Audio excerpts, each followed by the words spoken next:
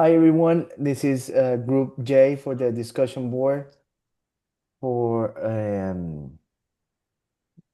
the class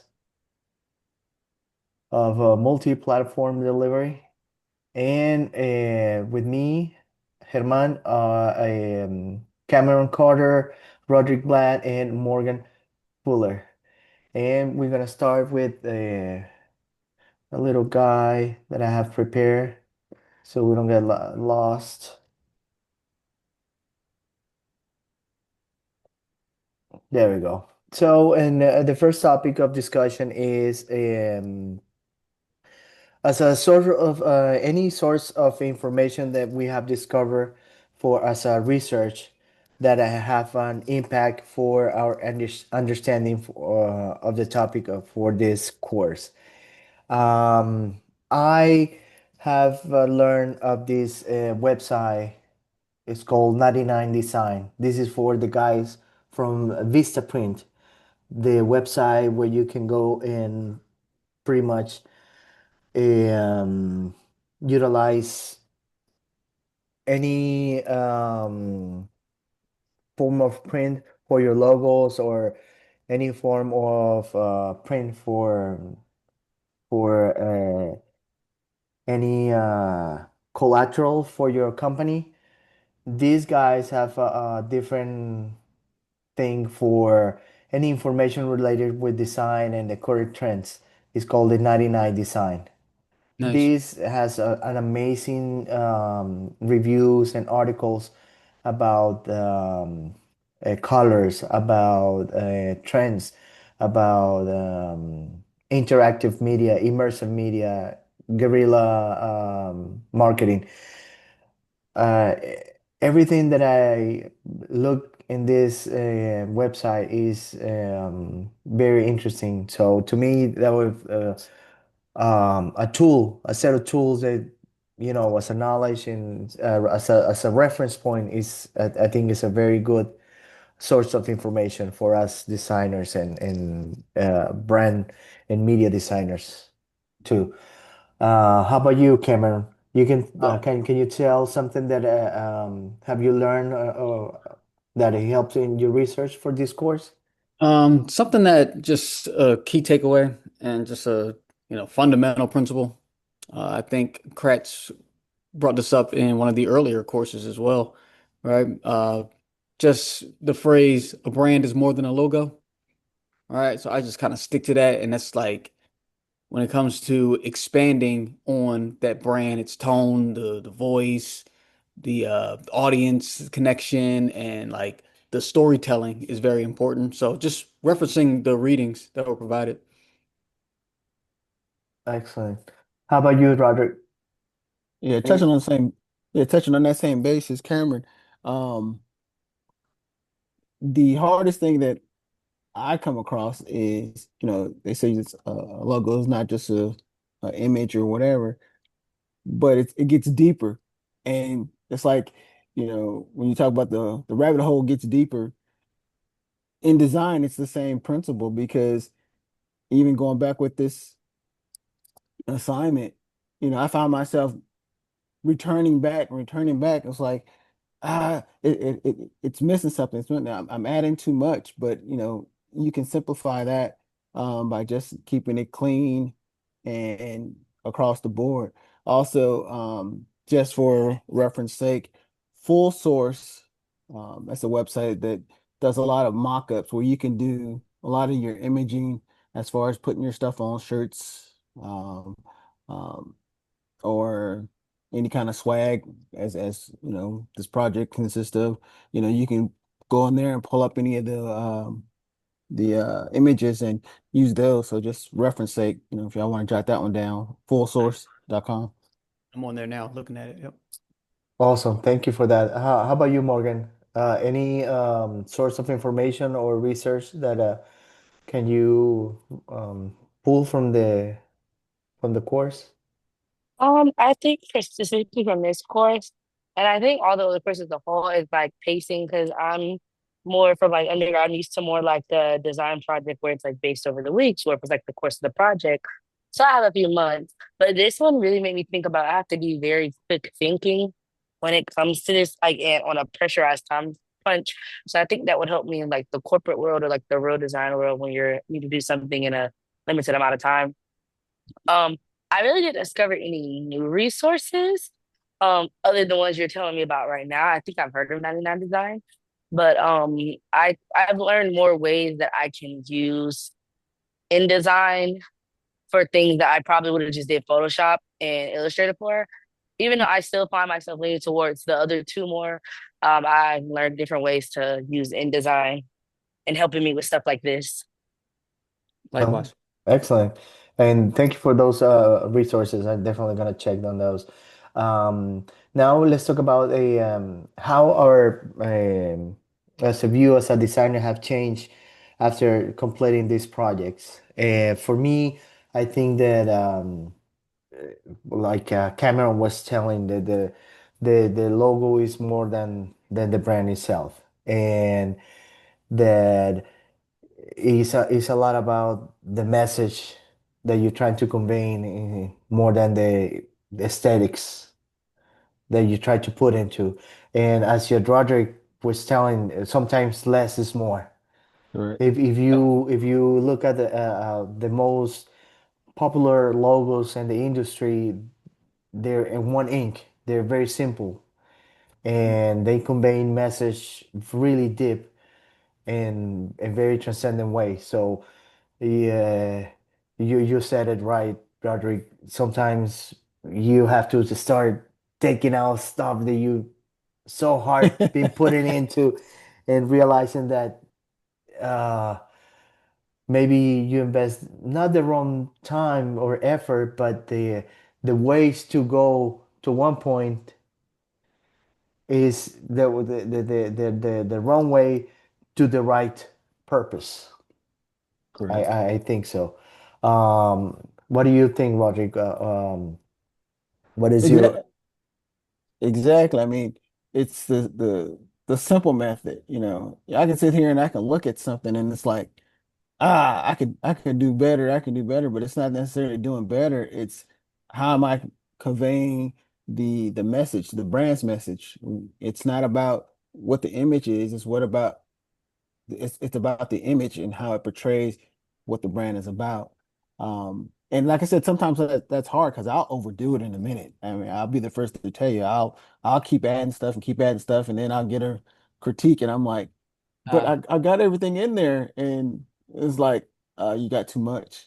It's like, so it's a part of, you got to refrain, you got to know how to refrain, but you got to know how to instill that message without adding all the extra, as instructor said, the fufa uh stuff in there. So that's the harder part for me is just concentrating on the game plan and then simplifying that game plan where it's not me, it's the message. That's a miss.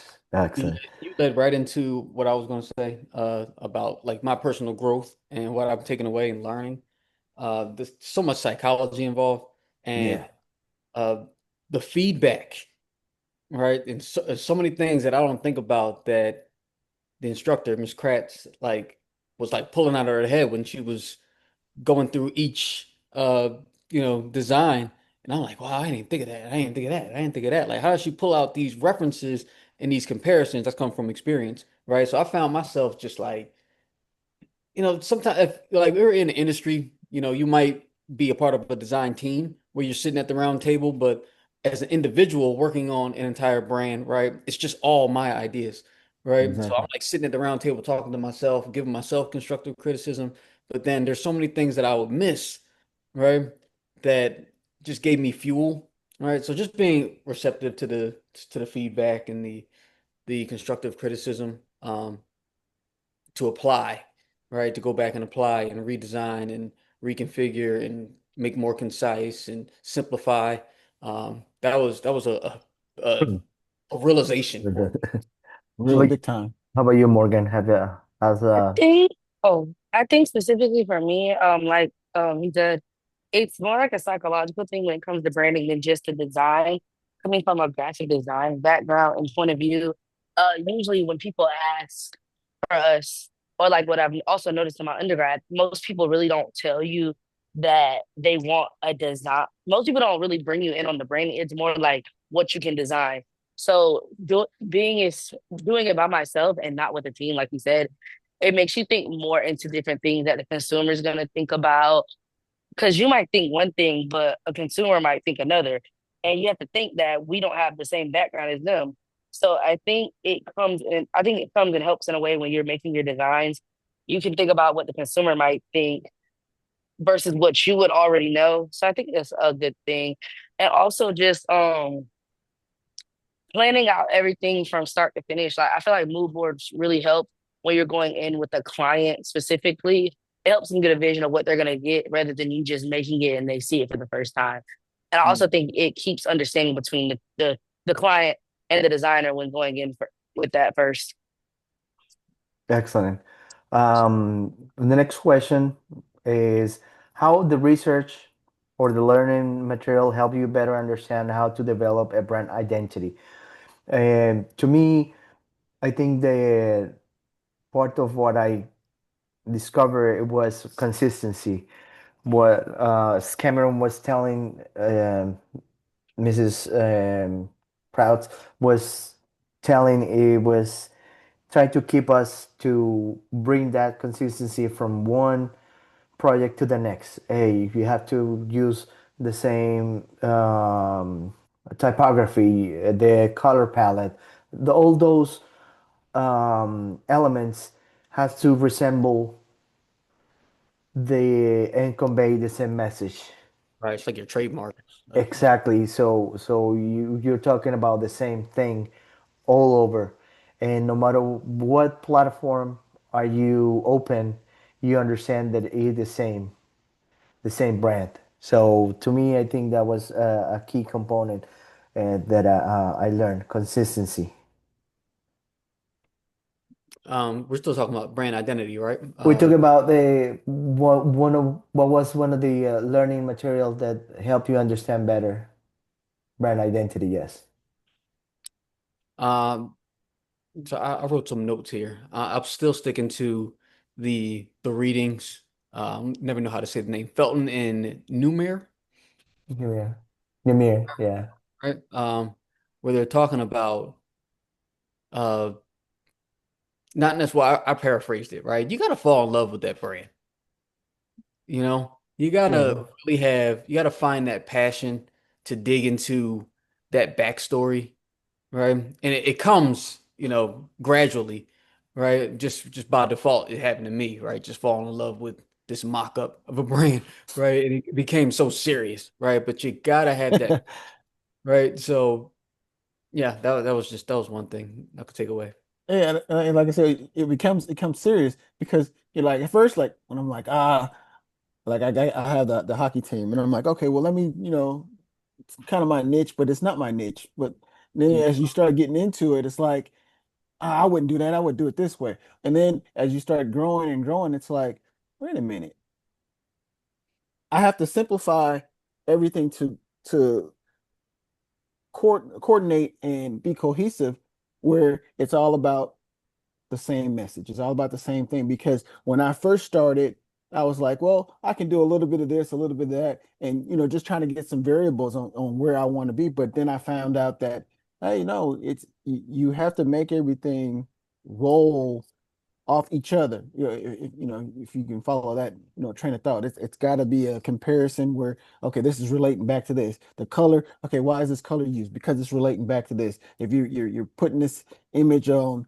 oh, this is about power, this is about this, it's got to all portray that same cohesiveness all the way across the board. And that's the hard part about it because, you get so caught up where, oh, the image is nice. Oh, I got this, but it's about like I said, we turn back. It's got to be about the message, the brand, whatever, what are we trying to sell or what are we trying to service or what product are we trying to service for this brand? And it comes back to that. You gotta remove all those extra incentives, if you want to say, and simplify it and get back to just this is it. This is us, and here we go. Awesome. You know what's funny, Roger? Throughout the whole process of developing these brands, your hockey team, my imagination goes wild, and like you're one of my competitors.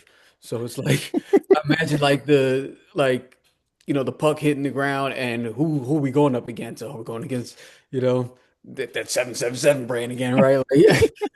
But and it's like it was like that for me because I'm like I see other people. I'm like, oh, I gotta come harder. I gotta come harder. And Mm. then it's like I get the critique, and it's like, hey, you got the message. Stick with what you have, and you don't have to go any further. And that's the issue.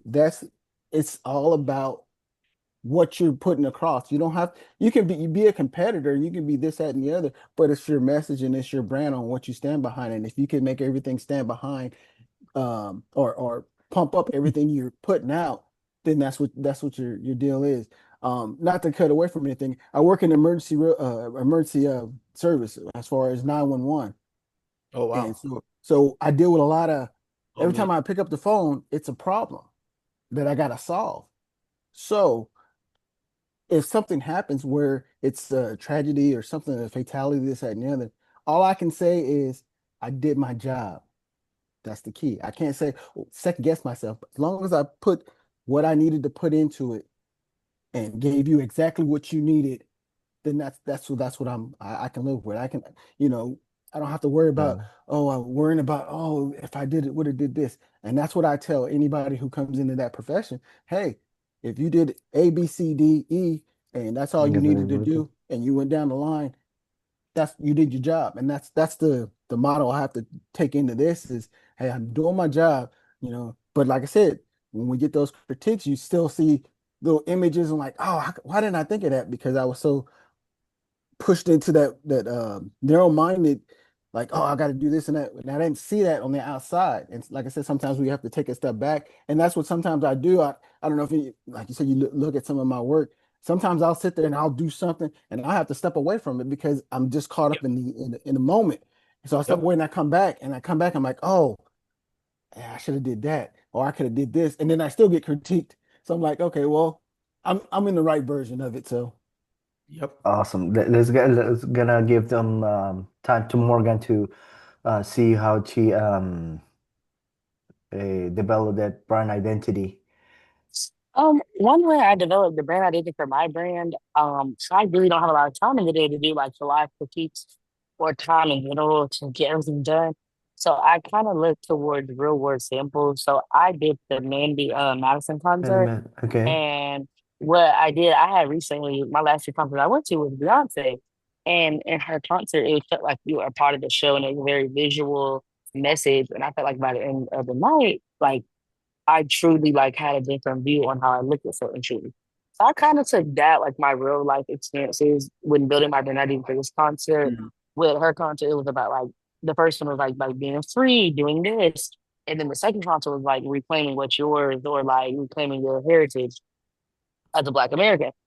So I kind of looked in that with my content development, and I wanted to give that type of message, which made me go with something more like a Y2K theme. So some things that we can all connect with or different audiences can relate to, but also with something futuristic. So you have something to look forward to. So I kind of based my brand identity off of that specifically. And I think one thing I've learned is that when there's different ways to do the type of style I pick. So I kind of did it like in a collage way. So my message, I want to kind of bring nostalgia and make you feel like you're back in a time where you were the most happiest. I think that's one way I built my brand identities. And this is an amazing point because the second our next question is how we learn how the material changed our perspective about the industry. And I think for me, as Morgan was mentioned, is that we don't work in isolation. Is everything is connected. You know, it doesn't matter how what we design. There's a design that has been created before that it looks like yours, Mhm. and you take inspiration for someone else. Like you say, you went to the concert and you say, "Oh, this can be applied to what I do," and but at the same time, I try to be I have to be different. People have to go and say, "Hey, why I'm gonna pick up my brand and instead of this or that one. But at the same time, I have to understand that it's a concert, there is a singer, there is lights, there is fashion, and all these key components. So, very important point. Uh, how about you, Morgan? How do you think that the material change your perspective about the industry? I think one thing it changed about my favorite industry, like you said, a lot of things get repeated. And I don't think repetition is necessarily a bad thing, but I just think that is how you apply it, how you go about using it in your own way. Because we could be looking at the same thing, but we could probably see two different things as designers or even as an audience. So I think that's one thing that changed my perspective. Another thing that's changed my perspective on industry is the background that marketing and branding is as a whole. So like usually if I just think branding, I'm just thinking like a PR rollout, like if we're producing a product what's that's gonna look like. But you really have to go into your audience, thinking about what they're gonna think about. And like I said earlier, doing more things just not as a designer, but as a marketing or a branding person as a whole. Not just being behind the table and being, oh, I'm the design person. No, you have to think about other things. Excellent. How about you, Cameron? Um, Interactive and being immersive, like watching, just TV or ads popping up, and I'm turning into a critic, right? And how I view things, uh, like everything's a brand, right? So just watching how immersive and how you're collecting motion, audio, animation really reflects like where the industry is going, right? It's not just static anymore. You got to Yeah, be as a whole. in depth. Yep, yep. How about you, Roger? Yeah, I mean, the same as everyone else. Just like you was talking about the new version, immersive, interactive. I mean, it reminds me of the movie Total Recall. You know, Mhm. when he's sitting up there and he's like, "Do you want to learn more about this?" And he's trying to get into, he's having these dreams or whatever. And he's trying to get into that, but the screen's popping up. Hey, do you want to know this? You want to know that? So it's not, as Morgan said. It's not just the design part, it's the marketing behind that. And that's the whole scope that we all have to get used to because we can make a picture and make it pretty. But now you have the marketing behind that where you have to make sure this is touching with that and that's touching with this, and it's all cohesive enough to make it when you pop it down, what's in your wallet, you know what I'm saying? Which is a Mhm. tagline. So you got to make sure, hey, everything's incorporated. Excellent. Well, the next big question is they ask you to find a brand out there different from the ones that will be working and apply some of the concepts that we have learned so far in the course. And the one that had in my mind is Dave and Buster's. And I think that this company uses a lot of interactive media, uses guerrilla marketing and multimedia design. So they print their logo and their big typo and everything from the little cards they use from the machine to the menus to everything when you go to the restaurant and the parking lot, everything is about the this company.